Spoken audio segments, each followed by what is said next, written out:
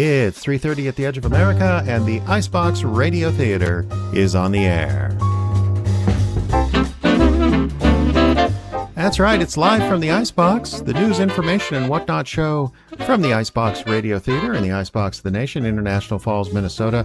Oh, we got a jam-packed show for you today. We got a couple of great radio plays from the IBRT and also from the golden age of radio. We're calling it Near Award Winners. I'll explain more about that later. But speaking of awards, we have the official announcement on this episode of the show of the Frostie Awards. That's the annual award we do every single year here at the Icebox Radio Theater. And as I say, we have a jam-packed show, so we're going to get on with it right now with a word from our sponsor. Howdy, partner. Do you love the outdoors? The smell of the sage, the dust of the trail, the peacefulness that comes from communing with nature atop your faithful steed? But do you also think that horses are gigantic, long-nosed monsters with sledgehammers for feet that can still run you down no matter how fast you're trying to get away? Well then, come on down to the Pussy Willow Dude Ranch, the one place for people who love to ride but can't get near a horse without having an accident. We've taken a variety of God's creatures and fitted them with specially designed saddles and power assist units that will allow you to still ride the trail, even if you're too chicken to ride a horse. At the Pussy Willow Dude Ranch, you can just ride something else. Like a chicken. Yes, meet Thunderbolt, a 2-year-old rooster. Hop on, partner. Are you sure? I didn't think you could ride a chicken. Normally that'd be true, but Thunderbolt comes fully equipped with a saddle and wheel harness that counterbalances your much greater weight. Hey! Go ahead. Whoa there. Easy, big fella. Now, very gently, give him the spurs. Yippee-ki-yay! But if you think chickens should be left for the colonel, there's plenty of other animals to choose from, like Daisy the guinea pig, Lord Mountbatten, our registered purebred pug dog. Or if you have a Cinderella fantasy, we have a specially designed carriage that's pulled by 4 actual mice. And if you like a little more adventure, try our 3-toed sloth that comes equipped with her own jet engine. And don't worry, the sloth absolutely loves that thing.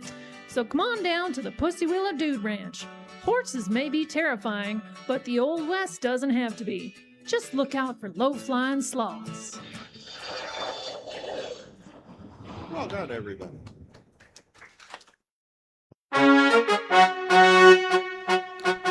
Moving right along, it's time for news and information and metrics and everything going on with the Icebox Radio Theater. And in case you're wondering, this is the part of the show where we will do the Frostie Awards as well. But real quick, let's just move through the metrics for this week. This is July the 26th, 2026. Twitter followers are at 671. That's one more than last week. Thanks so much, folks. Facebook followers, one less, 975, one less than last week. We lost a couple of Instagram followers as well. 339 is our total at the moment. Still have 77 wonderful patrons and one more member than last week. Thank you, Kenneth Anderson. 48 is our current number of members of the IBRT. Streaming radio stats kind of held steady, I'd say. Unique listeners, that's people who were unique that tuned in. 718 listener events, down slightly from 726 last week. These listeners represented 71 countries. And the listener events of 30 seconds or less, we gained a little ground there. 84.4% of the listeners fit that category. And that's down from 91.9 last week. The top 3 countries in the streaming radio universe, USA, followed by Russia, followed by Germany. Fantastic. And our podcast statistics, of course, we're coming off of a podcast week when Rum Runner Sue went live. 47,509, which is a gain over 46,753. That is last week. Okay, so the news, briefly, want to let you know that not Rum Runner Sue, we just did Rum Runner Sue. However, the next program of any type from the Icebox Radio Theater will be an episode of Larry Snow entitled The Old Man in the Forest. And oh, we've been busy little beavers here in the Falls on that play this past week. That's right. We actually went ahead and had a rehearsal. I think it was last Tuesday or Wednesday, something like that.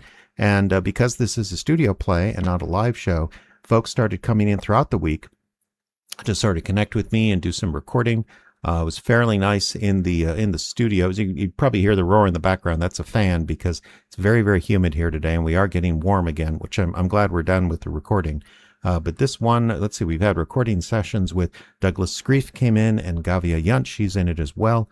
Diane and I recorded a scene together, and then this Thursday upcoming, we will be meeting up with Grace Flesland, who plays Greta in this series. She originated the role last year.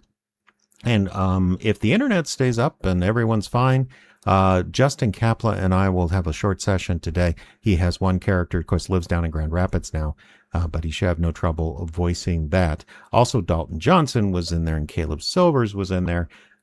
We just about have it knit together. So I see absolutely no reason that I can't get this show on the podcast feed late August.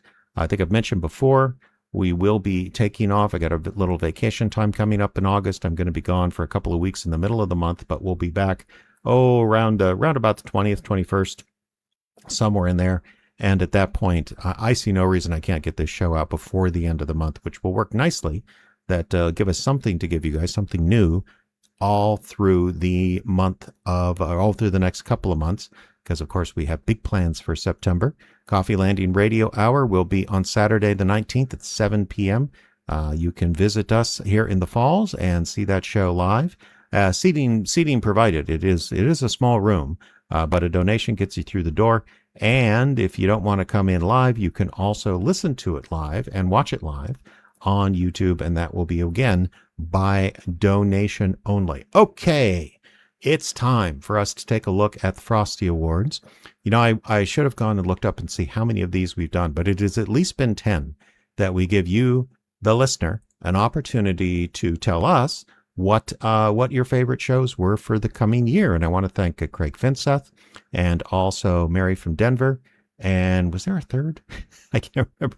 I think that was our nominating committee this year. The folks who went back through all the shows dating back to the spring of 2025 and chose their best one or chose their favorite one for the year. Let's start with the Best Actress Award for the year. So our nominees were Billy Joe Cones for Rum Runner Sue, Blood, Beer, and Ballots. Ayla McIntosh was nominated for Lance Manley, The Case of the Suspicious Spy. Linnea Yunt was nominated for Roadkill. And Trelawney Irwin was nominated for The Haunted. And the winner is... I tell you what, I forgot about the drum roll. How about this?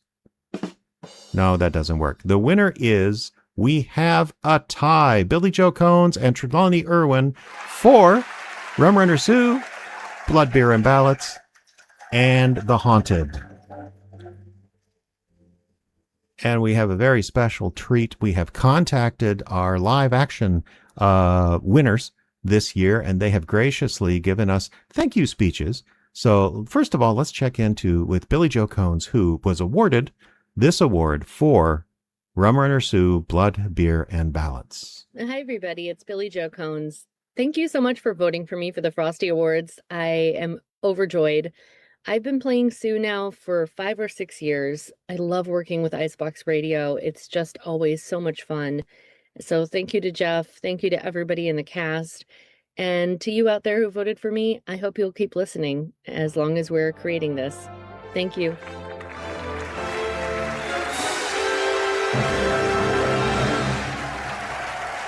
Such a classy lady. So glad to have her back here in Minnesota. She was down there in Georgia for a number of years, and she's back in the Twin Cities. And we hope to hear a lot more from Billy Joe in the future. Now, of course, her sidekick, or I should say Rum Runner Sue's sidekick in that series, is, of course, Trelawney Irwin. But Trelawney was nominated instead for our big Halloween offering this year, the ghost story, The Haunted. Hi, it's Trelawney. I just wanted to say thank you. I no longer live locally to the IBRT, so I don't get to participate in the live shows. Now, with the live shows, you get that audience connection and interaction.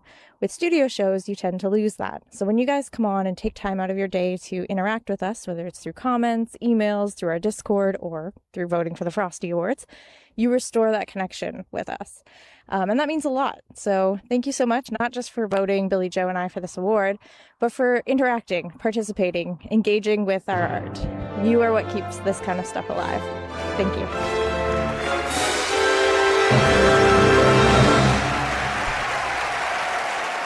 Fantastic. And honestly, we've never had a tie before, I don't think, and I like it. Maybe we'll have more ties from now on. Well, moving on with Frostie Awards this year to the Best Actor category. We had, let's see, 4 gentlemen that were nominated this year, starting with Douglas Screef, nominated for Ebenezer Scrooge in A Christmas Carol. Dalton Johnson was nominated for his work in Roadkill. Caleb Silvers, who is, of course, our man Lance Manley, and Lance had an episode this year, The Case of the Suspicious Spy. And finally was Justin Kapla, who was nominated for Gunsmoke, an old-time radio recreation, a play entitled Prairie Happy. So, the winner of the Best Actor Frostie Award for 2025-2026 is Caleb Silvers for Lance Manley, The Case of the Suspicious Spy. Thank you, everyone who continues to make the Icebox Radio Theater experience as fun as it is. We have such incredible fans. I know you're going to hear that in every speech, but truly, at the end of the day, it's the people who write in and say, thank you for what you do. I loved how you did this. I love how you sounded doing that. If I did not have someone always in my corner, whether it was a fan, a family member, or a friend, people like Jeffrey who have the creativity to create these shows that we do, let alone just an acceptance and love for the arts, we would not be able to do any of this. So genuinely, thank you for listening to the IBRT. And you know what? If you can, keep listening. Much love to you all. Call your mom. Tell you love her.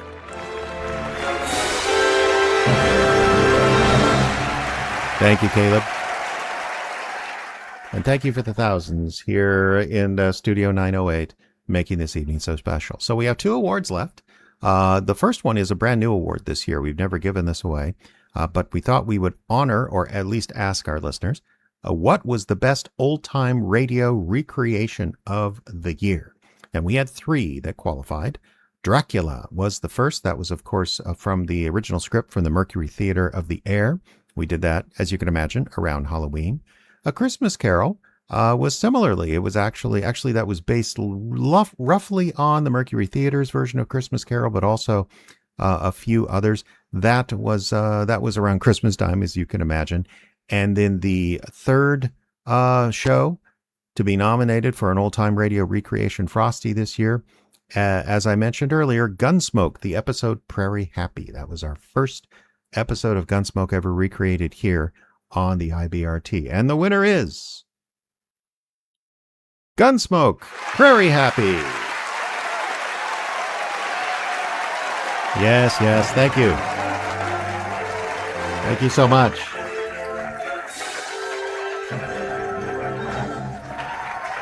Indeed. Calm down, folks. Calm down. The after party's coming up. Okay, which leaves us with just one Frostie Award to do this year, and that is Best Play. Should mention, again, we mentioned our nominees, our nominating committee. 16 of you voted in this, but anyone who's a member, and I know we have 47 members, is eligible to vote, so think about that next year. So here are the nominated plays for Best Play. Lance Manley and the Case of the Suspicious Spy. Roadkill, the horror classic of a couple driving down the highway, hitting a deer and discovering there are consequences for such actions.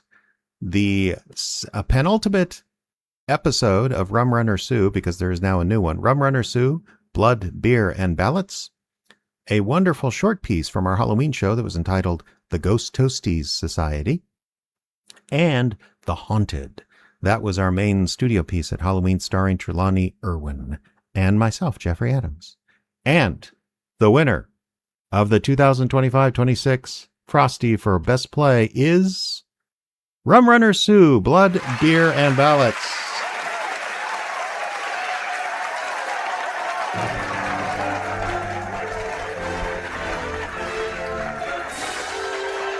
Oh my goodness. This is such a surprise. Whatever the case, the Frosties are a wonderful little way that we can have some fun with the award show format. And also, as if you couldn't tell, for Billy Joe and Caleb and Trelawney, it is a sincere honor when you're voted in, because we're voted in. As I say, this is voted by the folks who help keep us on the air, as well as just improve everything we do here at the IBRT, because what are you going to do? Real quick, let's check in with some listeners listening from Temecula, California. Kevin is coming in. Oh, Kevin just joined. Welcome, Kevin. Nicholas is back on from Madrid, and James is here from New Jersey. Guys, I hope you're enjoying the show, because we'll finally get on to some radio drama right after this. Founded by John Barkowski in 1934, the Coca-Cola Bottling Company of International Falls is your local distributor of soft drinks, water, energy drinks, beer, and liquor. Their soft drink, water, and energy portfolio includes Coke, Diet Coke, Body Armor, Dasani Water, Powerade, Monster, and sparkling ice products. Their beer portfolio includes Budweiser, Busch, Kona, Miller, Leinenkugel, Lake of the Woods Brewing, and more. They also distribute liquor-based packages, including Cutwater and neutral drinks, as well as spirits produced by local distillers Cantilever and Lake of the Woods Distilling. And Coca-Cola Bottling Company of International Falls is proud to support the International Falls 4th of July celebration, as well as the Icebox Radio Theater on their 20th anniversary.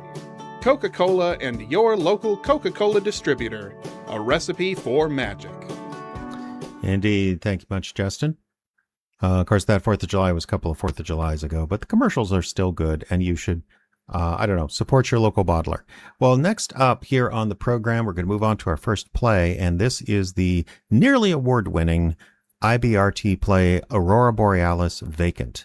Now, Aurora Borealis was a Frozen Fright series from 2021 that featured I should have looked this up, about 6 episodes that sort of came together in kind of a thread, but also stood alone very, very well. And Vacant was the first, and honestly, I think the best. It was a bit more experimental than a lot of the horror that we have done in the past. And as a result, it was nominated for the very first Ambie Awards. Now, the Ambie Awards are the awards of the Podcast Academy, which in 2020 actually, was a brand new group that, you can tell 2020, their timing wasn't great. They tried to come into existence during COVID, and we were involved right from the get-go. And I'm very proud to say that this play was the only one from an independent producer that was actually nominated for their Best Fiction Podcast that year. We were up there with shows from Amazon and shows from Spotify and like that. And here was Little Icebox Radio Theater with Aurora Borealis Vacant. Alas, we didn't win, but it's all who you know. So listen to this edition, kind of a horror play, I guess you could say. No, it is a horror play, psychological horror, and some very, very fun sound effects in there. I had to create the sound of a yellow jacket or a wasp, I believe, by capturing flies. What did I do? No, I actually had someone did the capture for me, but I had to recreate the wasps in such a way that they were sort of flying around your head. So when we get to that part of the play, listen on headphones. It's way creepier. So here now, on Live from the Icebox, is Aurora Borealis Vacant from the Icebox Radio Theater.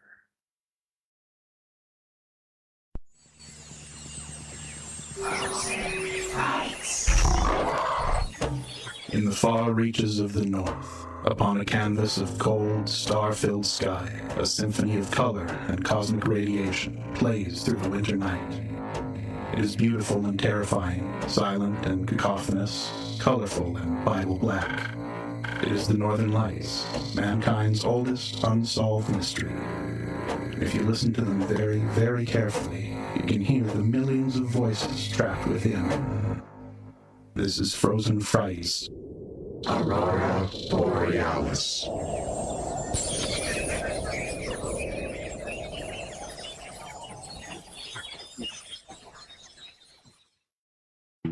Hey there, this is Jeff from the Icebox Radio Theater, jumping in before the show to remind you that we couldn't make these plays, that's from the horror to the comedy to the old-time radio recreations, without the help of you, our wonderful listener. Of course, financial assistance is always great, and you can learn more about that at our website. That's iceboxradio.org. Just click on the Support Us link. Or you can just visit our Patreon page at patreon.com/Radio Icebox. But a great and free way to help us out here at the Icebox Radio Theater is to leave a 5-star rating of our shows and series wherever you catch your podcasts. Apple Podcasts, iTunes, Spotify, YouTube, one of the millions of podcatchers at the Play or App Stores. It really doesn't matter where you listen, just so long as you leave that 5-star rating along with a nice review. That really goes a long way towards growing our audience and helping us make more shows. Thanks for listening to this announcement, and now, on with today's feature presentation.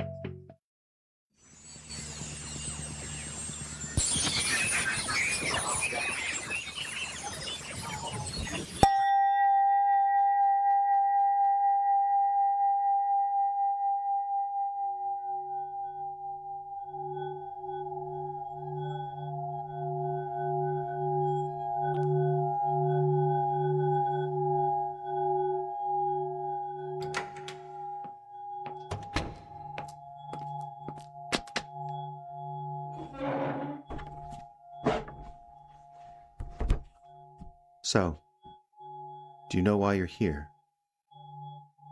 Carrie, do you know why you're here? No. Well, we can work on that. You are Karen Smith, go by Carrie, Yes. formerly of 907th Street, Yeah. Formerly? since the fire. Oh. Yes. You live alone. Yes. 907th Street is the house where you grew up. Yes. Inherited it from your mother. Yes. Nice neighborhood. No. Really? It was once. It's been changing ever since. Ever since what? Nothing. There was a point when the town went into decline. When was that? I don't want to talk about that. Fine, we'll come back to it. Do you work? I process insurance claims. You work at home. Married? What? Ever married? Oh, no. You live in the house alone. Yes. You live alone. Yes. Excuse me. Hmm? Could I ask a question? Go ahead. Am I in trouble? Of course not. You're free to go whenever you'd like. Where am I? You don't remember coming here. I just need to get my bearings. I understand. Carrie, I'll make you a deal. If you answer a few questions for me, I'll not only let you go, I'll give you a ride home. How's that sound? Home? Yes, how's that sound? I don't have a home anymore, you said. A ride to a hotel, then. How's that sound? Okay, I guess. Let's start then. The fire. What do you remember about the fire? Nothing, really. Take your time. Just take your time. I remember being dragged back to the house. Who dragged you? Who dragged you back to the house? I think it was Al. Al? Who's that? My neighbor. He was my neighbor. His house was on fire. Al was your neighbor, Yes. and he dragged you to safety. No. Come back here. He was trying to drag me back into the house. Back into the fire. Why was he doing that, Carrie? Get back here now. I don't know. Yes, you do. You have to remember. I don't know. Carrie, you were trying to escape from Al. Now! Why? Why did you want to get away? I don't know. Yes, you do. I don't want to say it. Why not? It's not real if you don't say it. You were running back from Al's house to your own house. You wanted to get away. You were afraid. You were afraid of Al. I don't know. Yes, you do. Why do you keep saying you don't know when you do? I just want to go home. Why did you want to get away from Al? I just want to go home. Carrie, why did you want to get away from Al? I don't know, okay? I don't know. Yes, you do. Yes, you do. Why did you want to get away? He was going to murder me. How do you know that? Because he's a murderer. He murdered them all.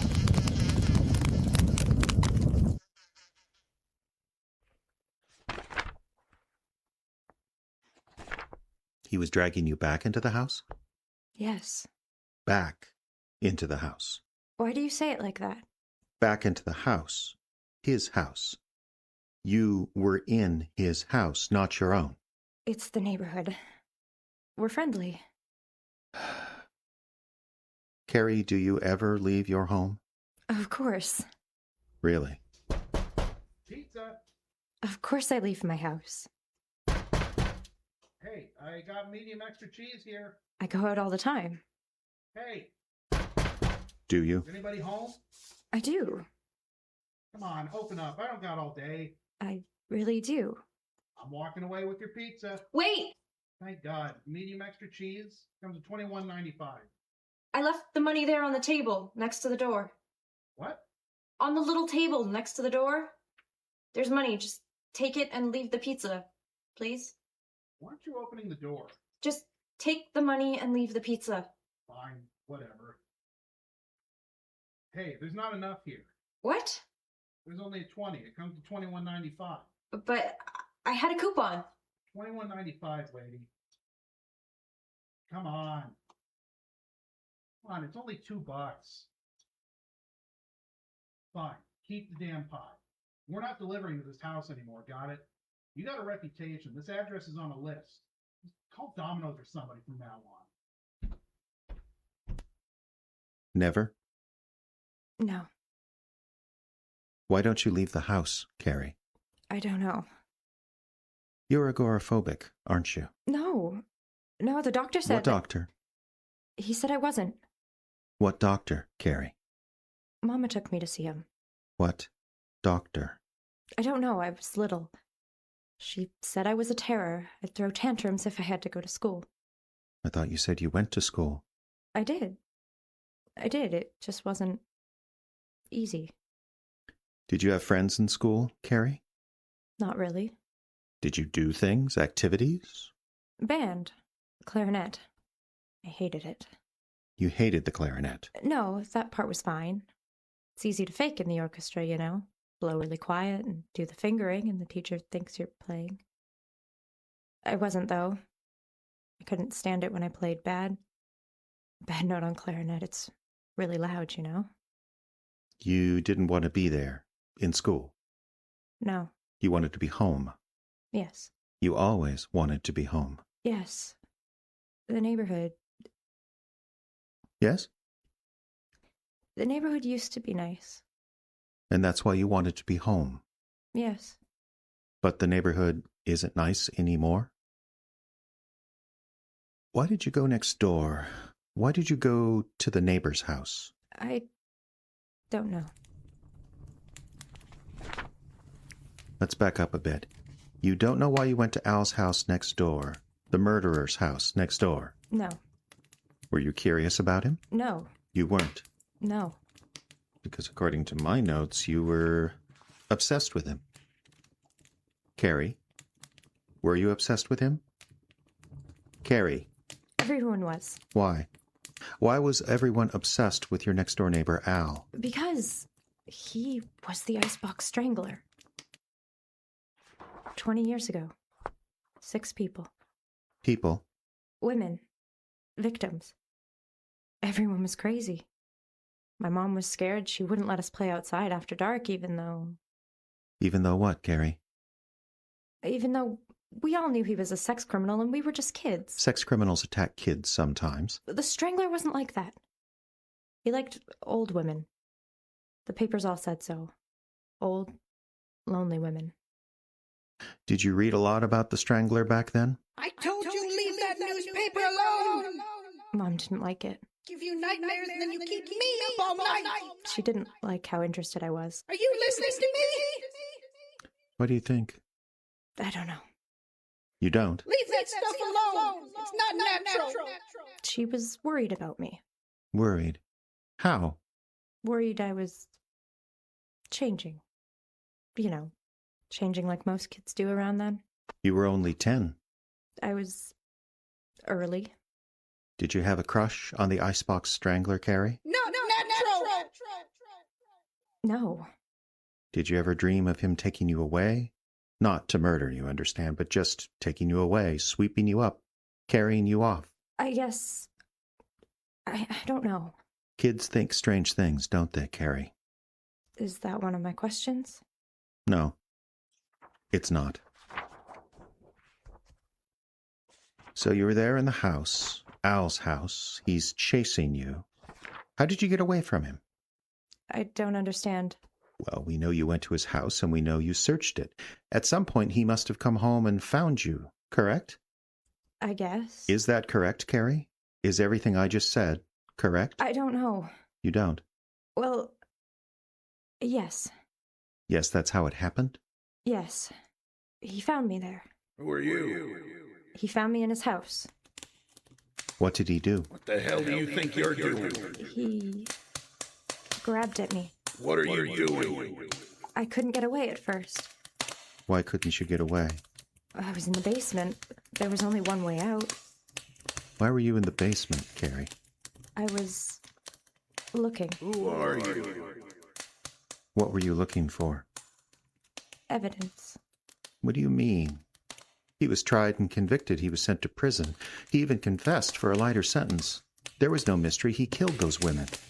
What were you looking for? Anything. All right. What did you find? Board. What? I found a board. I don't understand. In the basement. I found a board, a piece of wood, like from a lumberyard. Was it evidence? No.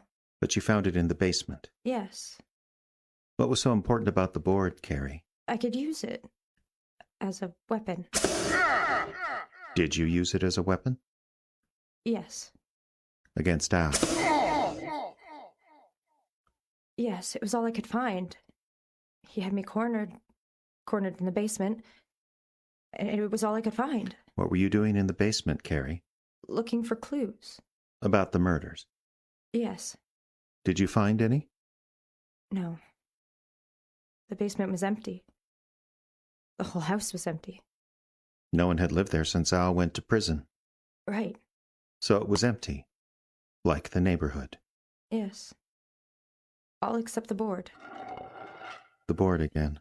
Yes. It was weird. How was the board weird, Carrie? It was new. Not dirty like it should have been. There was red ink on the end. They mark boards like that at the lumberyard. This board, it could have been brand new. You said this board was the only thing in the basement? Yes. Almost like someone had left it there for you to find. What do you mean? You said it was new. Everything in the house was old. How did a new board get into the basement of an old house? I don't know. Carrie? I don't know. I'm sorry, but I don't. Carrie, you need to rethink that answer. What? That answer. You need to rethink it. You need to consider. I don't understand. You need to consider what happened in the basement. Why the board, the brand new board, was in the basement of an old house. I don't know what you mean. Carrie, did you bring the board with you? No. Then who put it there? I don't want to hurt you none. Who brought the board? I don't want to hurt you none. Stand back. Don't come any closer. What are you doing here? Why you come into my house? Don't come any closer. You're one of those people, aren't you? One of those damn nosy people want to come around the house. Just stay back. I am staying back. You're the one with the club. Trespasser, that's what you are. You come into my home, sneaking around. Stay back. Don't got no right.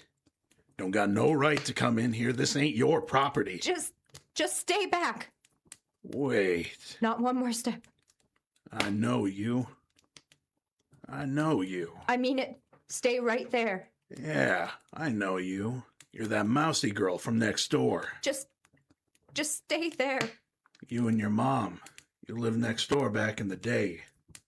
He was always giving me the stink eye, and you just look scared all the time. Maybe that was me, right? You were scared of me? Or maybe it wasn't. Maybe you were scared of everything. Don't move. Scared of everything. Scared of people. We could have been friends, you and I. I like kids. Never had none of my own, so that would have been nice, playing dad for a neighbor's kid. Teaching you how to swing a hammer, how to tie knots. Girls should learn that stuff, you know. I had a whole garage of power tools. Could have had you building your own furniture. But that's all gone now. Someone took the tools. Everything's gone. Everything but the memories. The memories in the record. You kept a scrapbook on the Icebox Strangler, didn't you, Carrie? I don't confess to nothing. Secret scrapbook because you knew your mother wouldn't approve. But the record's still there. All in black and white. Lies. Your mother didn't take the newspaper, so you snuck scissors into the public library, stole away to dark corners with copies of the Minneapolis papers, and snipped out articles about the Strangler. Then you put the papers back on the rack. Lies. All of it. Caused quite a controversy at the library. A homeless man was barred for a time because they thought he was doing it. Lies. So you didn't kill those women? Not saying I did. Not saying I didn't. Things happen, you know. Things don't go to plan. Sometimes two people get together. You think it's going to be a nice time, and then a stupid broad says something. What happened, Carrie? I hit him. He took a step towards me, so I hit him. I hit him hard, and I ran. I ran, and the house was already burning, so I ran out, and he caught me. And he tried to drag me back into the house. Trespassing. Work right. Back into the burning house. House was empty. There was nothing to see. You had no right to go inside. That's not true. Weren't your property. Didn't matter. Mattered to me. Why? Why didn't it matter, Carrie? Because he'd abandoned it. Because it was empty. No one was going to know. No one was going to care. There was no one left in the neighborhood to care. Mattered to me. No one.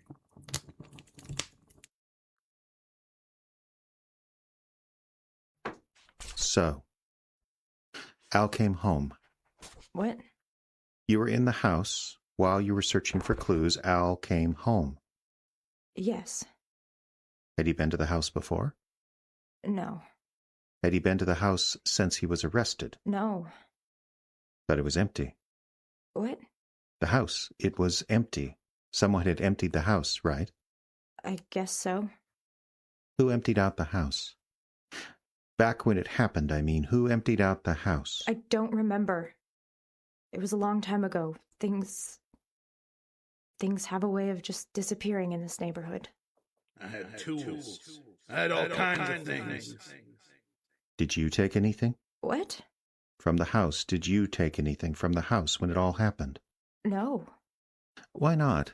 It was right next door. I didn't... Yes? I didn't want to. One day I came home from school and there was a big lock on the door. The next day I came home and a truck was driving away from the house. After that I could tell it was empty. Did you look in the windows? Trespasser. No, I could just tell. How? How could you tell, Carrie? I could just tell. The house was empty. People would come, look in the windows, but my mother shooed them away. I did the same thing later. What thing? Shoo people away. There were a lot of gawkers early on. Then when the internet started, more people found out about the Strangler. They came and looked. I shooed them away. It was none of their business. Why did you shoo them away? Mother never liked weirdos wandering around the neighborhood. They can get their jollies somewhere else, she used to say. Do you feel that way? They don't come around so much anymore, the weirdos. Why not? The house doesn't stand out so much now. It fits in. Let's go back. Let's go back to the moment you entered the house. Okay. The moment you crossed the threshold. What were you thinking? I don't know. You had to have been thinking something. I don't know. Carrie, you lived next to that place your entire life. You are obsessed with the Icebox Strangler. You have no life beyond him. I work. They've threatened to fire you many times, but they're having a difficult time keeping staff. You are obsessed, and yet you never crossed the 10 feet of scrub grass and dirt to his door. Not before now. I told you it was locked. The hinges broke years ago. Most of the ground floor windows are broken too. You could have walked into that house whenever you wished. Why now? I don't know. Carrie, you are a shut-in. You are a person with no life outside the stained and peeling walls of your own house. You have lived next door to the Icebox Strangler for 20 years.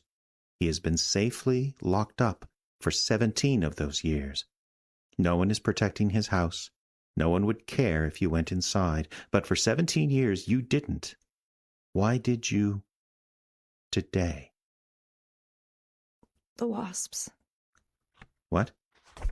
I said the wasps. What wasps? There are wasps. Paper wasps in Al's house. All right, what is that? I don't want to talk about this. I think we should. No. Carrie, we have to understand why you went into Al's house after all these years. Why? We have to understand. If these wasps had something to do with that, we have to understand. Why? Because our conversation cannot end until we understand. This interview cannot end until it is concluded, until there is a conclusion. We must reach the conclusion, Carrie. We must. My bedroom is upstairs. I can look out my window right across at the house. It's right there. The two houses, they're the same height, so my bedroom is lined up with a room in Al's house across the way. 20 feet in the air, but just 10 feet apart. That room, I think it's a bedroom. It has a broken window. Just inside the window, up on the ceiling, there's a wasp's nest. The wasps can fly in and out the broken window, but they're still protected from the rain. It's really smart, you know? They're really smart. What about the wasps, Carrie? They fly close sometimes. Does it bother you? Only in the summer. It's hot upstairs, and I have to keep my window open. Sometimes they land on the screen. Well, some of the wasps are really big. It's like a bird landing there. The screen rattles like someone hit it with a stone. Once I was just waking up, and I saw one hanging there. It took off, and for a second I thought it was inside the screen. I screamed, and I screamed. I couldn't sleep the rest of the night. Why are you so afraid of wasps? They sting. They sting, and they sting, and they don't die like a honeybee. They can keep on stinging. But they're small. I've always been afraid of them. Why? I've always been afraid of them.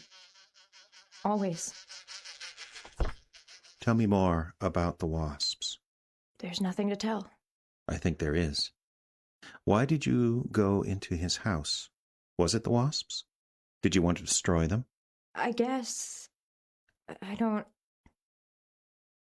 wanted them to leave me alone. Had they ever bothered you before? Just having them there bothers me. So you went into the house to destroy the wasp's nest. You wanted them to go away. I'm not sure. Cross the threshold with me, Carrie. What? Cross the threshold with me. Go back in your memory. Think about standing at Al's door. Think about when you first entered the house, when you first crossed that threshold. Can you do that? I don't know. I think you can, Carrie. I think you can go back. No, I can't. Just go back. I can't. You're standing on the porch. No. You've put your hand on the doorknob. Please, no. You're turning the knob and... No! What? What is it? I didn't turn the knob. Go on. I didn't turn the knob because the door was ajar. I didn't turn the knob because the door was already open. I didn't have to turn it. Carrie, was there a light on in the house? Yes. Was Al already inside? Yes. You saw him enter? You saw him come up to the house and go inside? Yes. Carrie, why did you follow Al into his house? I don't know. Why did you follow Al into his house? I don't know. Yes, you do. You have to. People don't change, Carrie. People are creatures of habit. They have rules for everything. They have rules for which products to buy, what food to eat, what programs and videos to watch. Some people can break rules. You are not one of those people, Carrie. You don't break. You persevere. You keep going in the same direction like a train. Who are you? I ask the questions here. I just want to know who you are. What is this place? Why are you asking me all these questions? To ascertain the situation. Why? Why is it so important? You really don't know, do you? I'm not... I don't... Why did you go into Al's house, Carrie? The wasps. They're full of poison. What? Poison. They're full of poison. Go on. You can tolerate a lot of poison, you know. If you take it in small enough doses, you can build up an immunity. That's interesting. Do you have an immunity, Carrie? No. I feel every sting. Why don't you start from the beginning and tell me what happened? Nothing. What? Nothing happened. Nothing has happened for years. He killed it. Who? Al? He was the Icebox strangler. Killed it all. He killed 6 women. He killed more than that. And he didn't pay. So you wanted him to pay? He has to pay. You can't kill and not pay the price. What's the price, Carrie? Death by fire. Eternally burn. You set fire to the house. Yes. You went to the basement with armfuls of wood. Yes. You started the fire. It has to burn. Al, the wasps. Everything has to burn. Full of poison. Like a cancer. Right. Right. You get it, like a cancer. You burn out cancer, right? Burn it out of you?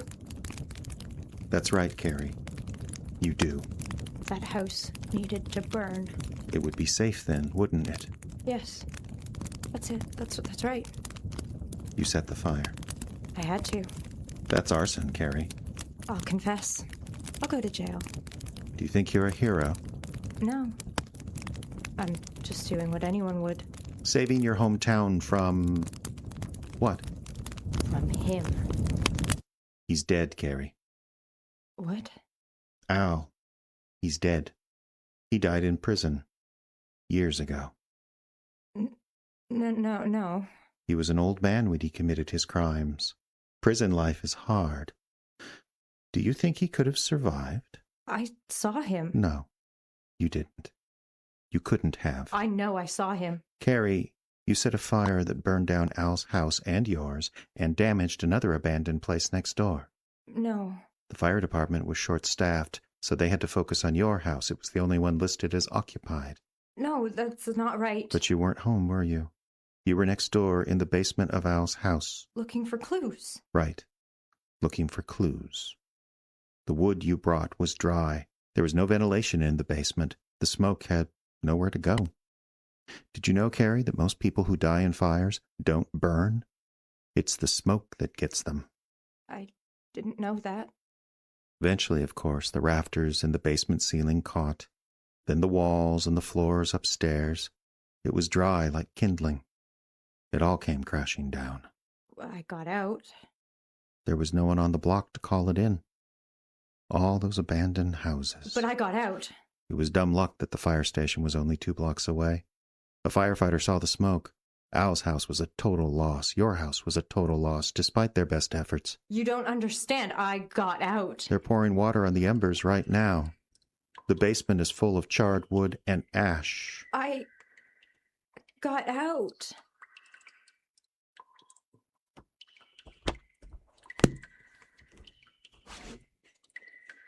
Well, I believe I promised you a ride to a hotel. I think I'd like to continue here. No, Carrie. You're done here.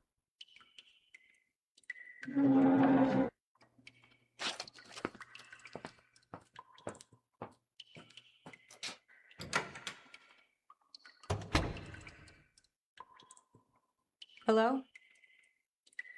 Hello, I'm not done. I'd like to continue my testimony. Please?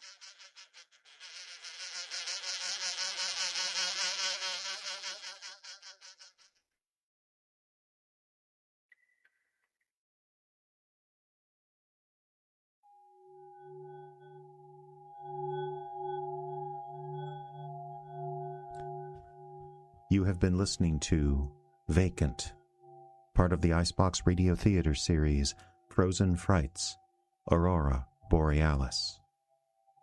Your cast featured Trelawney Irwin as Carrie, Jeffrey Adams as the narrator, and Justin Kapla was Al. Other voices provided by the talented cast. Story, script, and direction by Jeffrey Adams, who also created the sound design. Some sound effects by the Freesound Project at freesound.org. This program copyright 2020 by the Icebox Radio Theater, which is solely responsible for its content. Learn more at iceboxradio.org.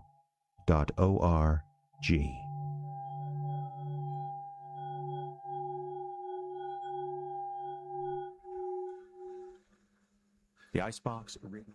And that, of course, was, as I said, Frozen Frights Aurora Borealis. If you'd like to hear the rest of that series, I invite you to go to our website, iceboxradio.org.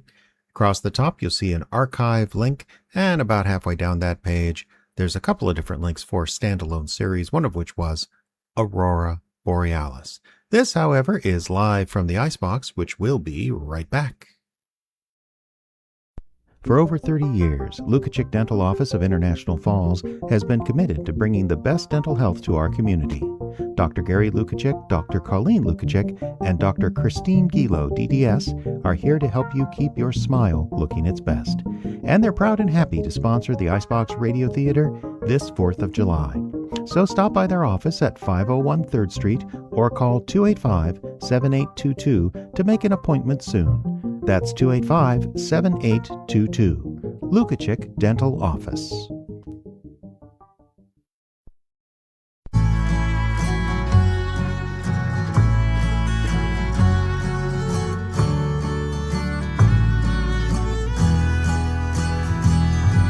My mind is white, my thoughts are blank. I don't wipe my heart in the tank. I'm fine.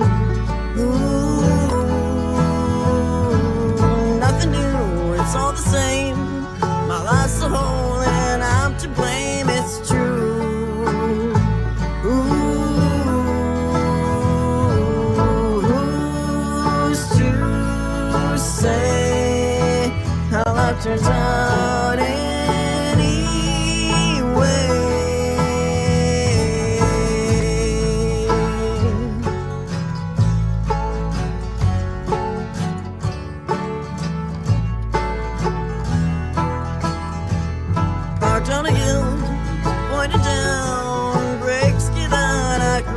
Town I'm spinning. Ooh, stumbling around in the dark. Black is black, I miss the mark, I'm wasted. Ooh, who's to say how life turns out anyway?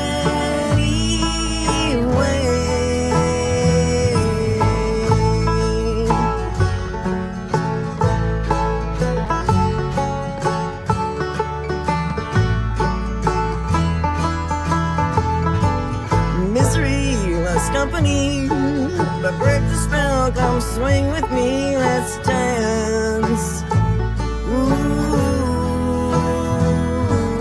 all in all, let's sing God's hands, believe in fate, and take a stand, just smile.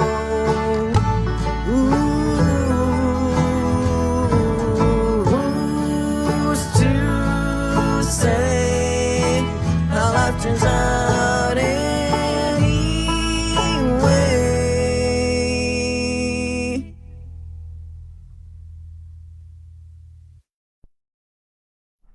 Gets me every time, that song.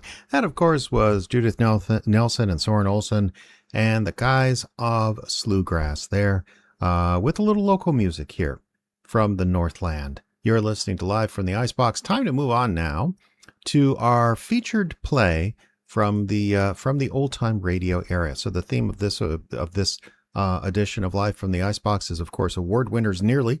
And we heard Aurora Borealis Vacant, which was nominated but did not win an Ambie Award in 2021. And I went looking for something similar in the old-time radio vein. But the crazy thing is, old-time radio drama, that is, didn't appear to have anything like the Academy Awards. You know, I don't think award shows were quite as common then as they are now. About the closest thing is the Peabody Award, which is still awarded. It's awarded for excellence in broadcasting. Kind of casts a wide net there. Doesn't necessarily mean radio drama or fictional content. It can mean all kinds of things. I believe PBS has won a Peabody Award. Various other, I believe actually Mystery Science Theater 3000 won a Peabody Award once.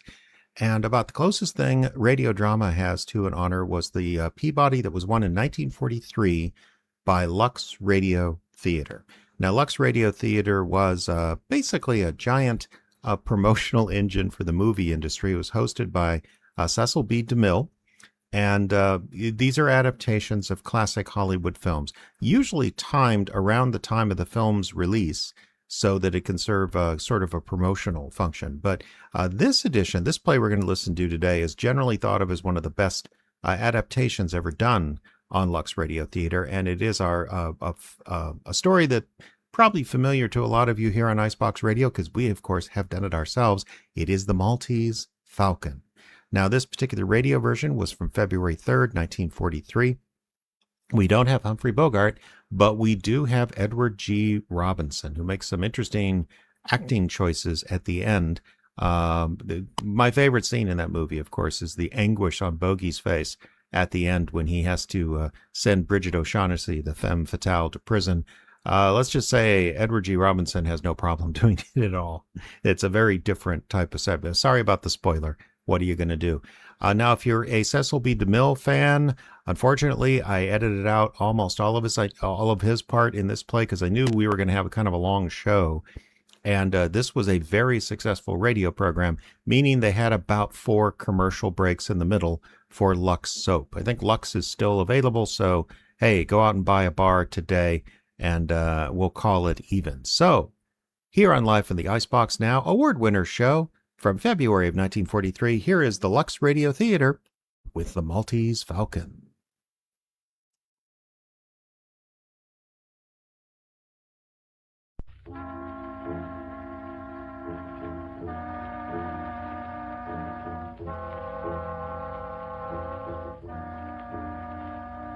At 2 o'clock in the morning, the city of San Francisco lies sleeping under a blanket of fog.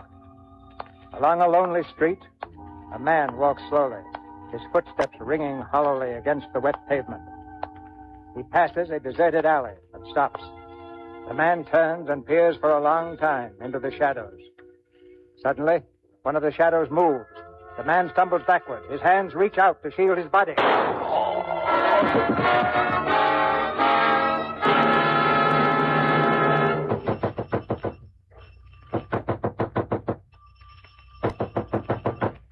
All right, Spade, open up. We know you're in there, Spade. Come on.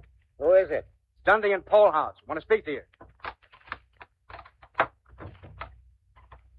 Come in, Lieutenant. Nice time to make a call. Yeah. 4 in the morning.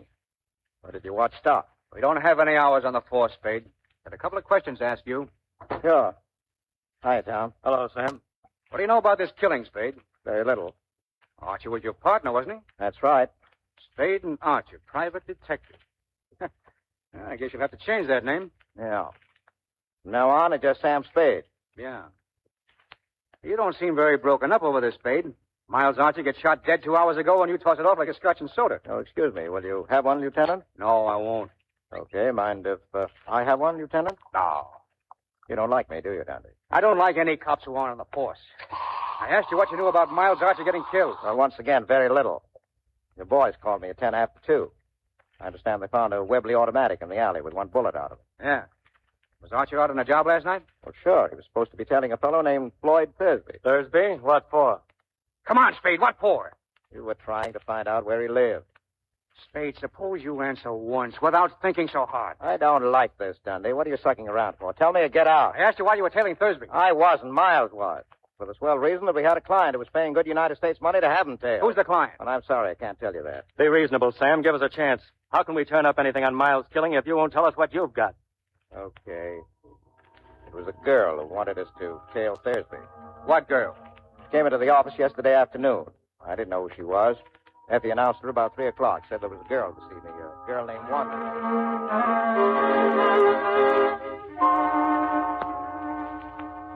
There's a girl to see you, Mr. Spade. She says her name's Wonderly. What is she, Effie, a customer? I guess so. You'll want to see her anyway, Mr. Spade. She's a knockout. Well, sure we're in, Effie, darling. Will you come in, Miss Wonderly? Thank you. Mr. Spade? Yeah, that's right. Now, what can I do for you, Miss Wonderly?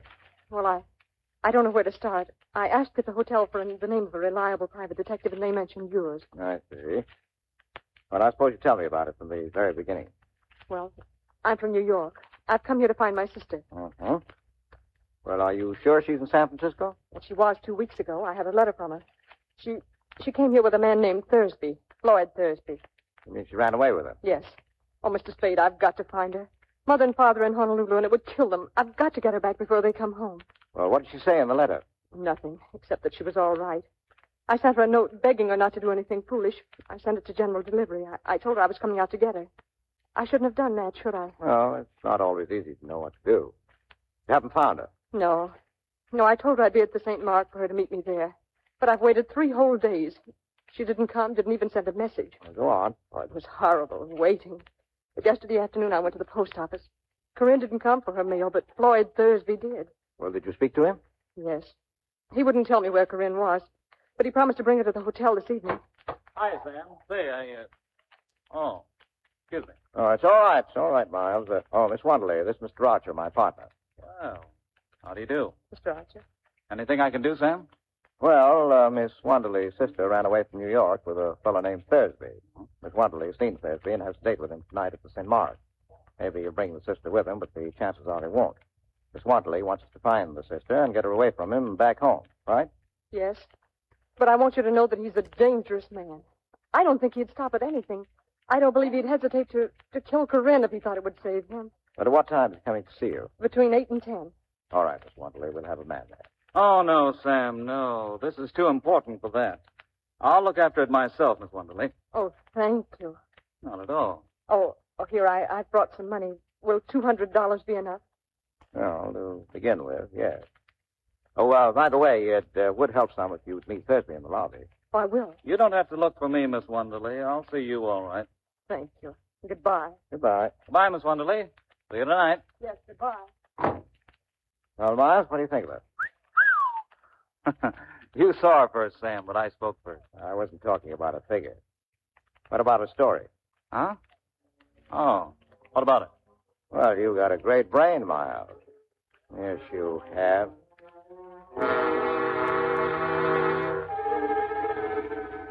So Miles went out to tail Thursby last night, huh? Yeah. And Thursby shot him. Is that what you think? Well, that's what you think, Dante. I don't know.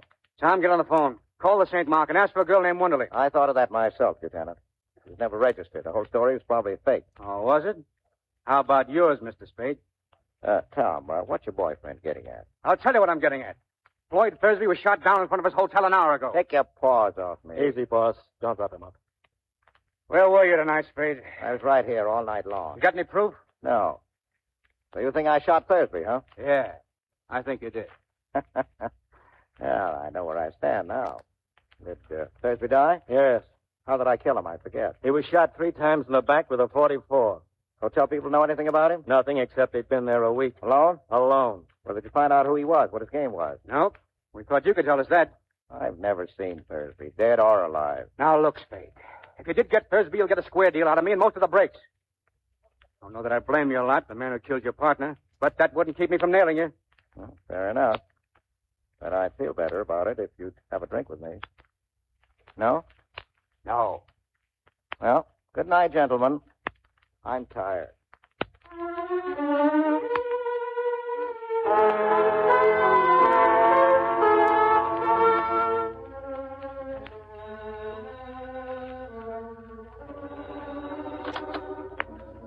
Hello. Yes? Oh, hello, Miss Wantley. Where are you? Where? Guard at apartment 101, huh? I'll be there in a few minutes. Oh, by the way, what's your name this morning? Miss LeBlanc. Okay, Miss LeBlanc.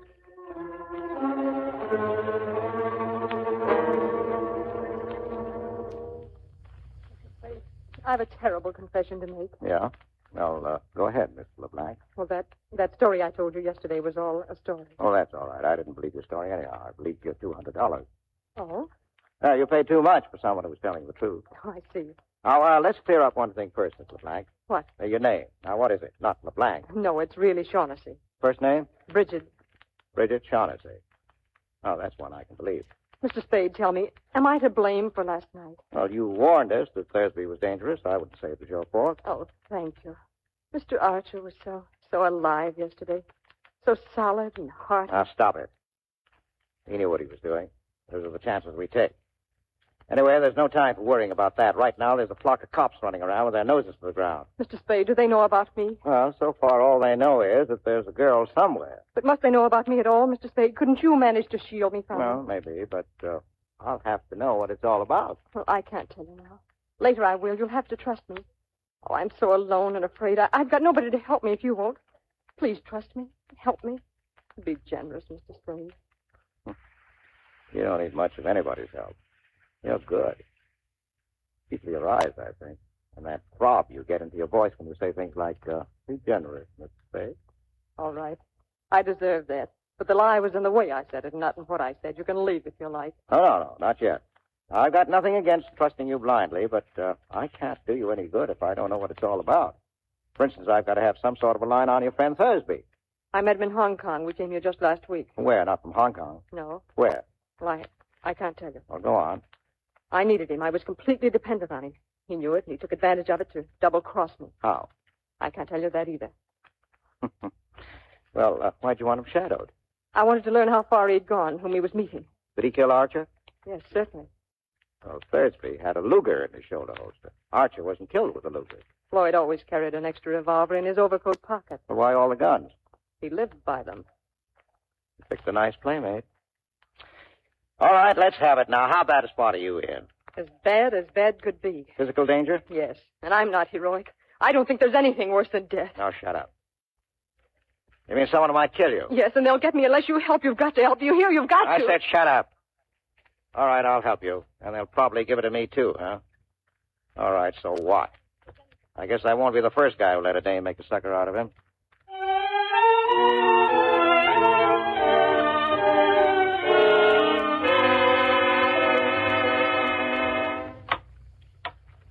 He's back again, Mr. Spade. Who, Effie? The fellow was here this morning. Here's his card. Joel Cairo. Is he a character? Mm-hmm. Foreign type. He smells like gardenia. Gardenia, huh? Well, shoot him in, Effie. Right. Will you come in, Mr. Cairo? You're very kind. Thank you. Now, sit down now, Mr. Cairo. Thank you. I'm Sam Spade. Something I can do for you, Mr. Cairo? Yes, thank you. But first, may a stranger offer condolences for your partner's unfortunate death. Thank you. And may I ask, Mr. Spade, if there is a certain relationship between that and the death of the man Thursby? May I ask that? No. I beg your pardon. Mr. Spade, I'm trying to recover an ornament that has been, shall we say, mislaid. I thought and hoped you could assist me. Yeah? The ornament is a statuette, the black figure of a bird. Yeah? And I'm prepared to pay on behalf of the figure's rightful owner the sum of $5,000 for its recovery and, what is the phrase? No questions will be asked. Well, $5,000 is a lot of money. Come in. Is there anything else for me, Mr. Spade? Oh, no. Good night, Effie. And lock the door when you go, will you? Night. Yes, Mr. Cairo. $5,000 is a very... What do you think you're doing? I'm pointing a revolver at the spot directly between your eyes. You will please clasp your hands together at the back of your neck and do not move. I intend to search your office, and if you attempt to prevent me, I shall certainly shoot you. All right, go ahead. You will please stand. I shall make sure you are not armed. Certainly. All right, Mr. Cairo. Drop the gun, please. Drop it. Drop it, or do I twist your arm off at the elbow? You, here. Take it. Yeah. Thanks. Now, sit down over there and behave yourself. You have bruised me, Mr. Spade. Well, I'm sorry. I guess I got a little annoyed. I don't like guys who make a phony offer of $5,000. You are mistaken, Mr. Spade. That was and is a genuine offer. Yeah? And I am prepared to pay $5,000 for the figure's return. Do you have the figure? No. Then why did you risk serious injury to prevent my searching for it? Well, I should sit around, let people come in and stick me up, so the offer still goes, huh? Most certainly. All right. Now, let's put the cards on the table. Your first guess was that I have the bird. Now, there's nothing to that. Now, what's your second guess? That you know where it is, or at least that you know it is where you can get it. Well, you're not hiring me to do any murders or burglaries for you, but simply to get it back, if possible, in an honest, lawful way. If possible, and in any event with discretion. I'm at the Hotel Belvedere when you wish to communicate with me.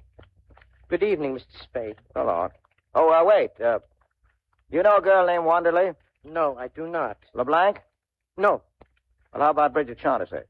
The Hotel Belvedere, Mr. Spade. Room 655. Okay. Oh, by the way, may I have my revolver back, please? Oh, yeah, sure. I'd forgotten that. Here you are. Thank you. Now, you will please keep your hands behind your head. I still intend to search your office. Well, I'll be. All right, go ahead. Thank you.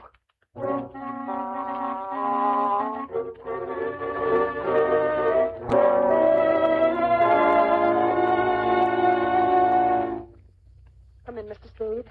Do you have any news for me? Yeah, a little. I mean, did you manage it so that the police won't have to know about me? No, they won't. For a while, anyway. Oh. Well, you won't get into any trouble. You won't, Mr. Spade. Oh, I don't mind a reasonable amount of trouble. Do sit down, please. Do sit down, please. Now, look, you aren't exactly the sort of person you pretend to be, are you? I'm not sure I know what you mean. Well, schoolgirl manner, stammering, blushing, and all that. Because if you are, honey, we'll never get anyplace. Now, stop acting. All right, I'm sorry. Good. I saw Joel Cairo tonight. You know him? Only slightly. What did he say? About what? About me. Nothing.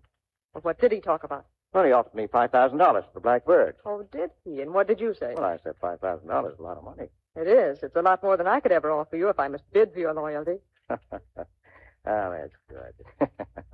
Coming from you. Now, what have you given me besides $200? Have you given me any of your confidence, any of the truth? Can't you trust me a little longer? Well, how much is a little? What are you waiting for? Well, I must talk to Joel Cairo. Well, you can see him tonight. He can't come here. I can't let him know where I am. I'm afraid. Well, my place, then. What about it? All right. Your place. Good. But wait. You'll have to let me go about this in my own way. You mustn't interfere. Well, I'll just sit and listen while you talk over old times. You're a strange person. I like you. Yeah? Well, don't overdo it.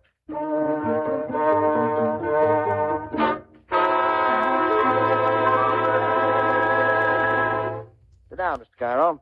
Sit down, Miss Shaughnessy. I might advise you, Mr. Spade. There's a boy outside who seems to be watching the house. Yes, I know. I spotted him. What boy? Who is he? Oh, I don't know. A gunman, I guess. He's been telling me around town all evening. Did he follow you to my apartment? No, I shook him before that. Well, let's start the meeting. I'm delighted to see you again, Miss Shaughnessy. I was sure you would be, Joel. Well, I'll mix the drink. Just go ahead, Bridget. Mr. Spade told me about your order for the Falcon. How soon can you have the money ready? It is ready. In cash? Oh, yes. You're ready to give us $5,000 if we turn over the Falcon to you. I should be able to give you the money at, say, 10:30 in the morning. But I haven't got the Falcon. What? Oh, don't worry. I'll have it in another week at the most. Why must I wait a week? Well, perhaps not a whole week. And why, if I may ask, are you willing to sell it to me at all? I'm afraid, after what happened to Floyd. I'm afraid to touch it except to turn it over to somebody else right away. Tell me, exactly what did happen to Floyd. He was murdered by the fat man. Fat man. Is he here? I don't know. I suppose so. What difference does it make? It might make a world of difference. Yes, you might be able to get around the fat man, Joel, as you did that one in Istanbul. What was his name? The one you did away with. That is a lie, you dirty little... Get away from her. Get away, do you hear? Oh! Now, cool down. This is the second time you've put your hands on me, Mr. Spade. I'll try and make it the last. Now, you better get out, Carol. I'll call you tomorrow. You're working for her now, is that it? I'm working for myself. You want to withdraw your offer, just say so. The offer still stands. But all right, get out. Very well. Good night, Mr. Spade. Well, you've got some fine friends, Miss Shaughnessy. Do they always try to throttle you? I suppose I ought to thank you. Well, you've had your talk with Cairo, and I can talk to me.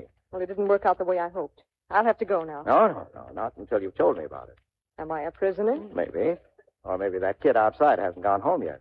Do you think he's still there? Likely. I'll stay. For a while, anyhow. Okay. Now, what's this bird, this falcon that everybody's all steamed up about? It's a black figure of a bird, a hawk or a falcon, about a foot high. Well, what makes it so important? I don't know. They wouldn't tell me. But they promised me $5,000 if I helped them get it from the man who had it. That was in Istanbul. Yes. Well, go ahead. That's all. They promised me the money to help them, and I did. And then we found out that Joel Cairo meant to desert us, taking the falcon with him and leaving Floyd and me nothing, so we did exactly that to Mr. Cairo. But then I wasn't any better off than before, because Floyd hadn't any intention of keeping his promise to me about sharing equally. I learned that by the time we got here. What's the bird made of? Porcelain or black stone, I don't know. You're a liar. What? A liar. Yes, I am. I've always been a liar. Now, don't brag about it. Is there any truth at all in that yarn? Some. Not very much. All right. We've got all night before us. I'll put some coffee on and we'll try again. Oh, I'm so tired. I'm so tired of lying and thinking up lies and not knowing what is the lie and what's the truth. Don't ask me. Please don't. If there's any kindness in you at all. Now, what are you trying now? That's right. Turn on the beauty. Let your eyes get nice and starry. Put your arms around my neck and look pleadingly at me. Now, you're great. You think it's going to get you any place? Oh, I couldn't. With you. No? Well, don't be so sure.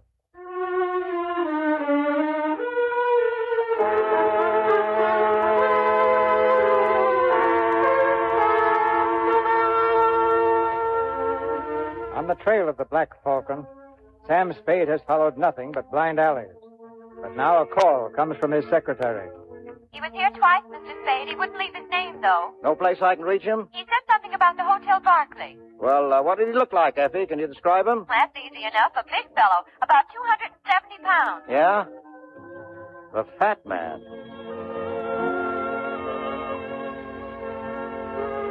In the lobby of the Hotel Barclay, Sam Spade watches for the fat man. But he sees only the boy who has followed him for the last 3 days. All right, son. Where is he? What? Come on, where is he? You work for him, don't you? Who? A fat man. I want to speak to him. What do you think you're doing, Jack? Kidding me? I'll tell you when I am. You've been tailing around after me for 3 days, and I'm getting a little sick of it. You can tell the fat man I said so. Shove off. You'll have to talk to me before you're through, Sonny, and so will he. I said shove And you off. can take your hand out of your pocket. Guns don't scare me much. Keep asking for it, and you're going to get it. Plenty. People lose their teeth talking like that. If you want to hang around, be polite. I tell the fat man to call me and leave his name.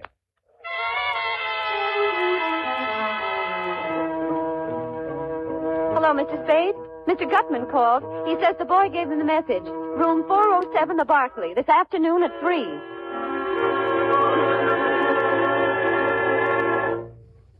Ah, Mr. Spade. Delighted to see you, delighted. How do you do, Mr. Goodman? Sit down, my friend. We'll have a little drink. Well, I can't stay long. Sorry, I've got an appointment at the district attorney's office. So?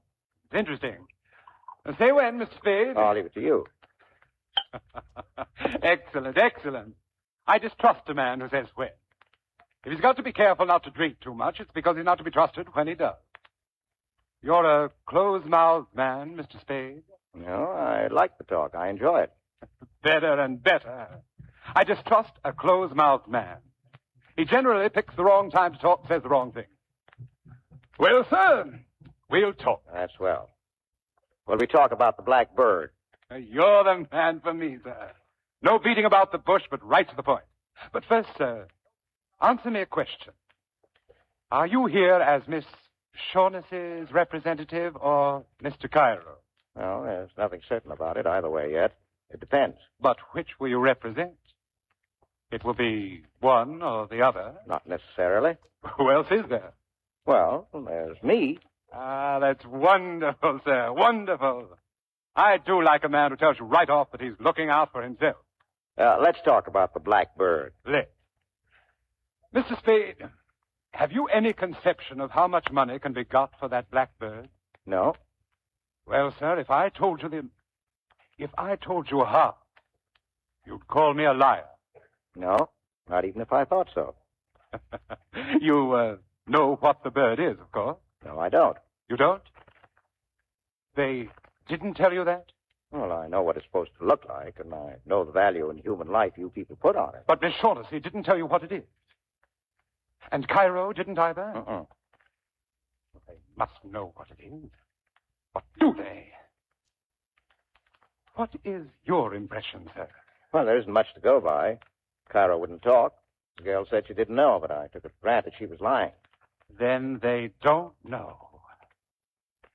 I am the only one in this whole wide, wonderful world who does. Oh, that's great. When you've told me, that'll make two of us. Mathematically, correct, sir. But I don't know for certain that I'm going to tell you. Now, don't be foolish. You know what it is. I know where it is. That's why I'm here. Well, sir, where is it? There, you see? I must tell things, but you refuse. That is hardly equitable, sir. No. I don't think we can do business along these lines. You don't, huh? Well, think again and think fast. I told that gunman of yours that you'd have to talk to me before you finish. Now, I'll tell you now that you'll do your talking today or you're through. Now, what are you wasting my time for? I can get along without you. Now, talk! Anything wrong, boss? Come in, Wilmer. Oh, yeah. Yeah, come in, Sonny. Keep your hand off your gun or I'll knock your ears down. Listen, you... Wilmer. Just stand over there, Wilmer. Excitable young man, Mr. Spade. Well, make up your mind, Gutman. While you're doing it, keep that gunsel away from me. I'll kill him. Mr. Spade, I must say you've a most violent temper. I'll think it over. You've got till 5:30. Then you're either in or out for keeps.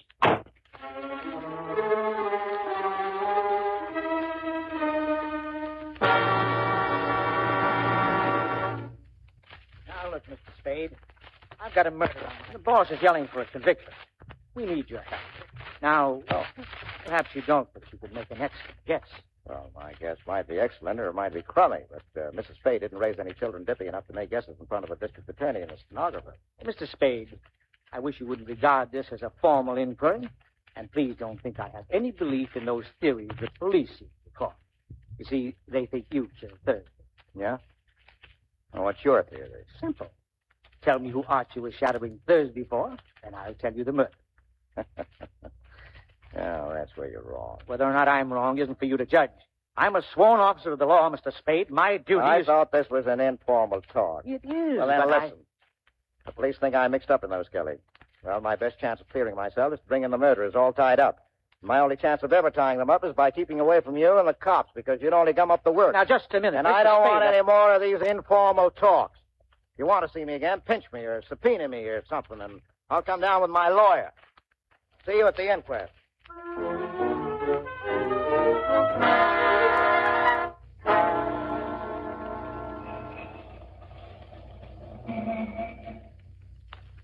Hey. You.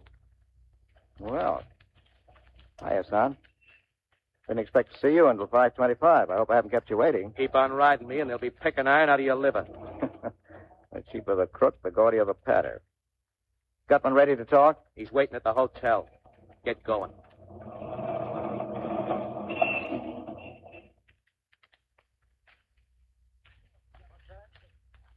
Oh, they're on their way up now? Thank you. Oh, hello, operator. I don't want to receive any calls for about an hour. Yes, thank you. Go on, get in, Sonny. Mr. Spade. Here, Gutman. Here's your gunman's six-shooter. Well, what's this? I took it away from him. I was afraid he might hurt himself. I'll get you, Spade. Someday I'll let you have it right in the face. Come on, get out of here. Wait outside, Wilma. By gad, sir, you're a chap worth knowing. An amazing character. Here, I've mixed a drink for you. Thanks. Oh, by the way, I owe you an apology. Never mind that. Never mind. Let's talk about the bird. All right, sir, let's. Mr. Spade, this is going to be the most astounding thing you ever heard. Yeah? What do you know, sir, about the Knights of Rhodes? Nothing. Well, they were crusaders, Mr. Spade. In 1539, these crusading knights persuaded the Emperor Charles V to give them the island of Malta. Yeah? He made but one condition. They were to pay him each year the tribute of a falcon in acknowledgement that Malta was still under Spain. You follow me? Yeah, so far. Good. Well, sir, the knights were profoundly grateful to the Emperor for his generosity toward them. Uh-huh. The very first year, they sent him not an insignificant live bird, but a glorious golden falcon, encrusted from head to foot with the finest jewels in their coffers. Well, sir, what do you think of that? I don't know. These are facts, historical facts. They sent this jeweled bird to Charles, who was then in Spain. But it never reached Spain. The famous Admiral of Buccaneers took the knight's galley and the bird. In 1713, it turned up in Sicily. In 1840, it appeared in Paris. Oh. It had, by that time, acquired a coat of black enamel so that it looked like nothing more than a fairly interesting black statuette. Then in 1922, a Greek dealer named Charaleos found it in an obscure shop. No thickness of enamel could conceal value from his eyes. Drink up, sir. Yeah, go on. Well, sir, to hold it safe, Charaleos re-enameled the bird. Okay. I got wind of his find, but when I arrived in Athens, I discovered that the bird was gone. And Charaleos murdered. That was over 20 years ago. Well, sir, it took me 20 years to locate that bird, but I did. I traced it to the home of a Russian general, one Kemidov, in Istanbul. I sent some agents to get it. Well, sir, they got it. And I haven't got it. Where's Kemidov? Oh, Kemidov? He died. Very suddenly. Yes. His heart. Was there a knife in it or a bullet?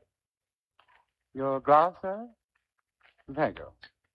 Now, before we start to talk prices, how soon are you willing to produce the falcon? A couple of days. Now, that's quite satisfactory. Well, sir, here's to a fair bargain. Drink up. Well, what's your idea of a fair bargain? $25,000 when you deliver the falcon to me. And another $25,000 later on. Or I'll give you 1/4 of what I realize on the falcon. That would amount to a vastly greater sum. Well, how much greater? Who knows?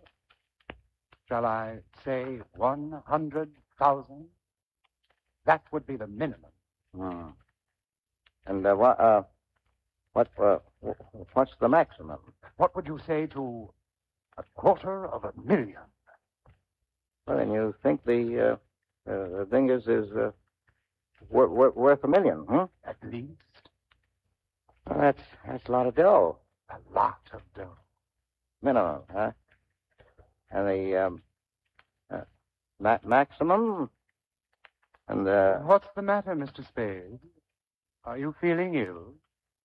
I feel what was in that drink? The drink? Oh, I drugged it. Yeah? You'll be unconscious very shortly, Mr. Spade. You'd better lie down. I wouldn't want you to fall. Well, that's very good. That's very... Oh, dear. Oh, Joel. Joel, come in.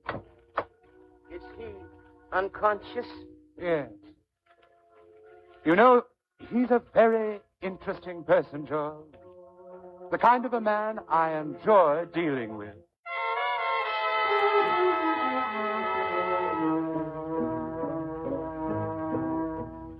When Sam Spade woke up, he was alone in the hotel room. Pale and still shaking from the effects of the drug, he's gone to his office, where Effie stares at him in alarm. Mr. Spade, what happened to you? I wouldn't know.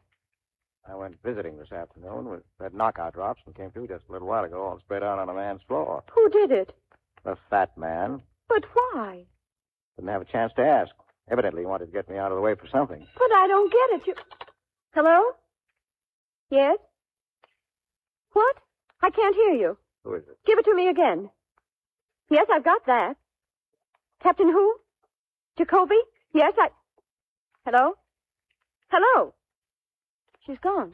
Who's gone? Who? It was the Shaughnessy girl. She wants you. Here's the address. 26 Ancho Street. She's in some kind of trouble, Mr. Spade. She was telling me something about a captain. A ship captain named Jacoby. And then something happened to her. What happened? I don't know. Like she was being choked. Listen, is that the outside door? I'll see. Yes? What do you... Oh! Mr. Spade. Who is it, Effie? I don't know. It's... Mr. Spade. Yes? This package. For you. He told me. For you. What's the matter with you? For you. Mr. Spade! Mr. Spade! Shut up. Lock the door. Yes. Yeah. Give me the scissors from the desk, will you? I want to see what's in this package. Here.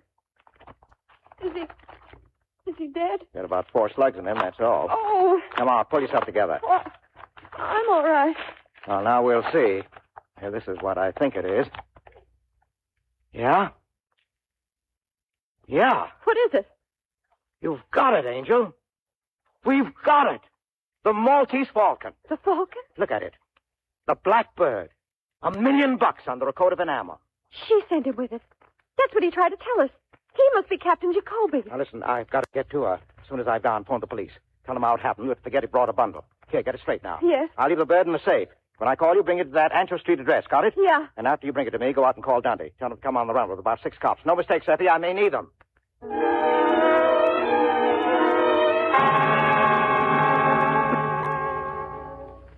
Just keep your hands up, Mr. Spade, and come in. Wilma, shut the door. Well, sir, we're all here, waiting for you. Now let's sit down, Mr. Spade, and be comfortable. Sure. Sam, I tried to call you. I wanted to tell you. Oh, it's all right, honey. Take it easy. But they've been holding me here all last night and today. But you've come to no harm, Miss Shaughnessy, as yet. Oh, Mr. Spade, I believe you know Mr. Cairo. Yeah. How'd you do? And Wilma, of course. You carrying a rod? Let me see. Now, get away. You're not going to frisk me. Stand still. Put your paw on me, and I'm going to make you use that gun.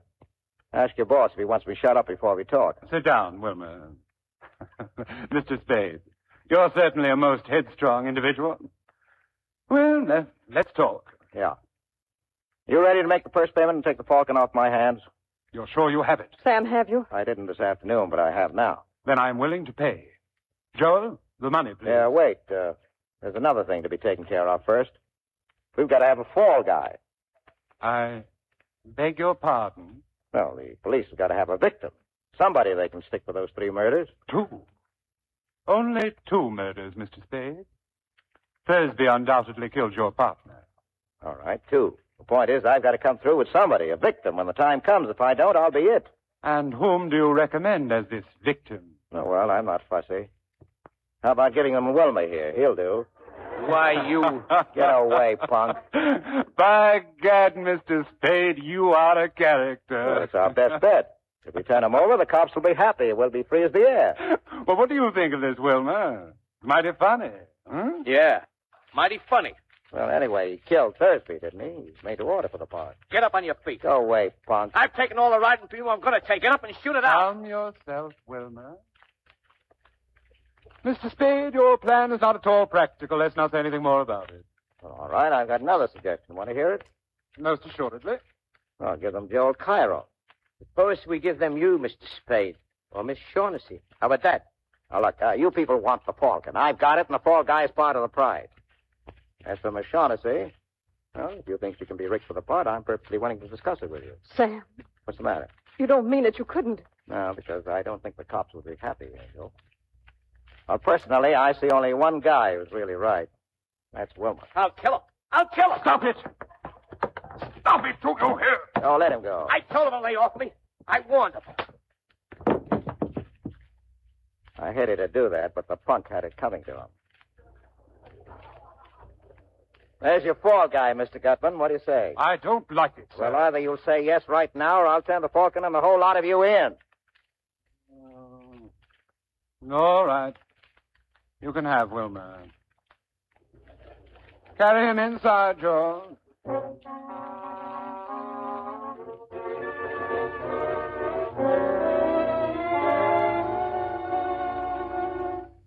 My secretary left an hour ago with the Falcon. She ought to be here in a few minutes. What about the money, Gutman?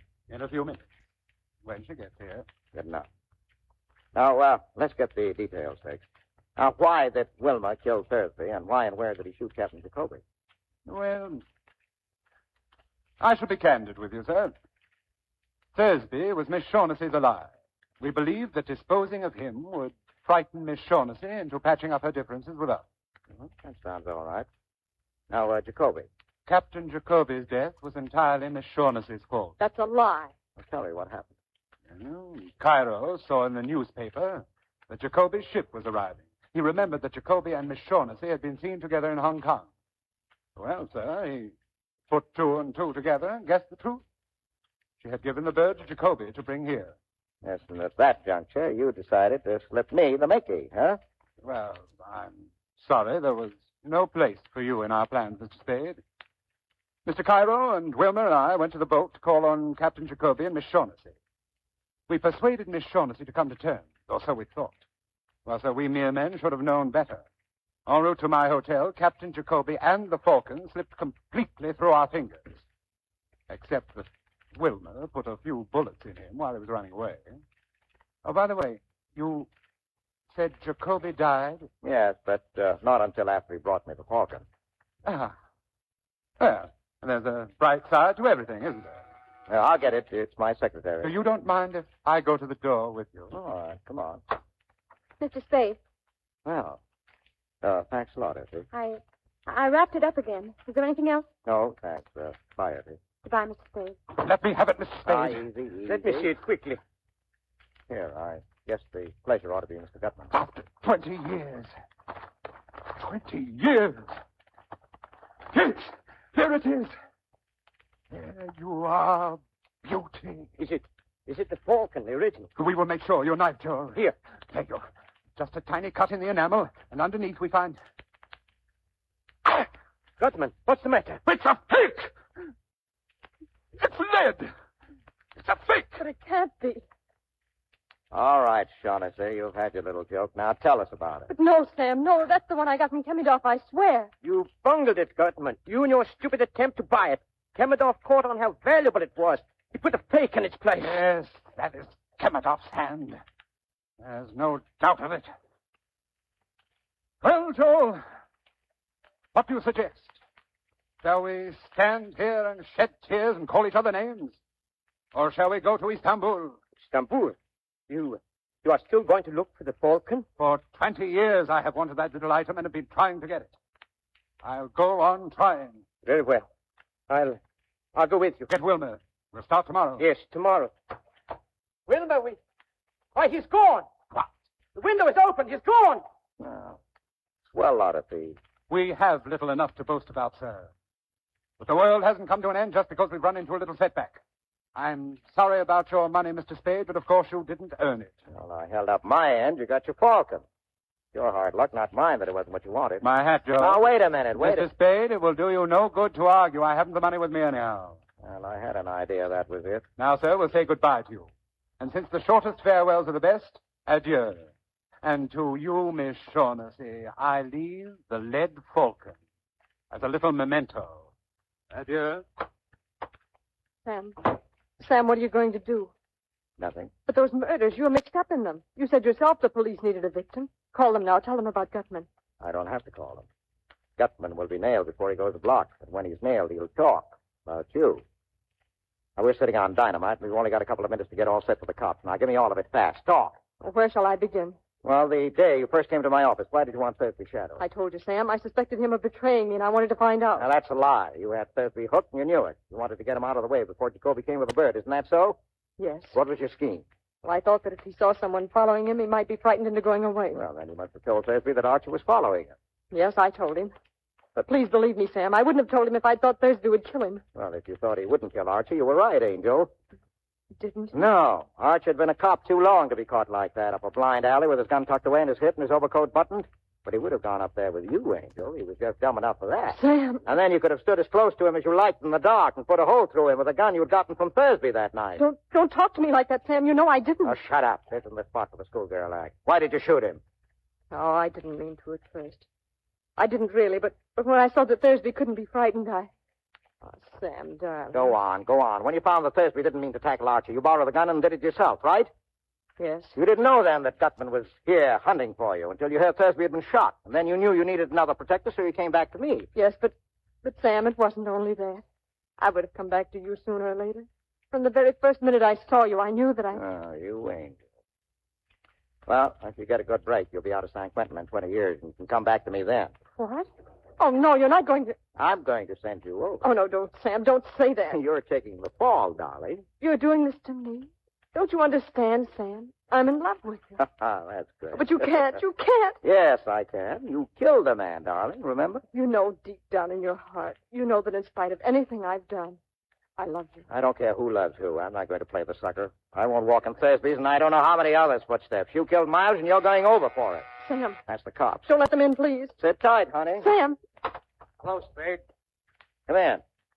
You get the fat boy? We got them.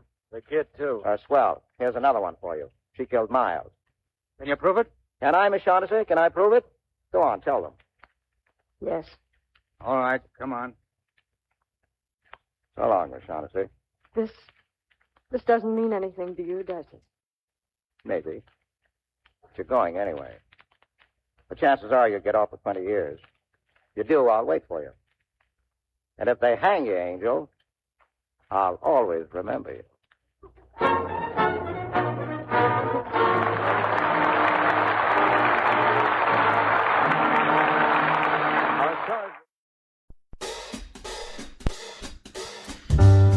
That's right. That's how it ended. That's how the Maltese Falcon from 1943, 2 or 3 years after the movie version with Humphrey Bogart, ended without the famous line, "The stuff that dreams are made of." Go check that out. Go check out that movie wherever it might be playing, because it's definitely worth a watch. And now I kind of want to, because although Edward G. Robinson was good, again, that ending does not hold up to Bogart's ending in the original film. This has been Live from the Icebox, news and information feature from the Icebox Radio Theater, International Falls, Minnesota.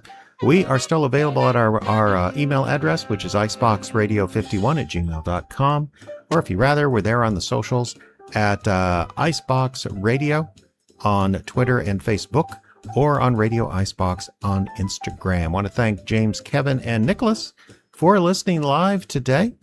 And if you're hearing this on YouTube or on the podcast feed, do remember, we do it live most every Sunday, 3:30 Central Time. Join us then. So until next time, this is Jeff saying thanks for the download and reminding you to keep listening.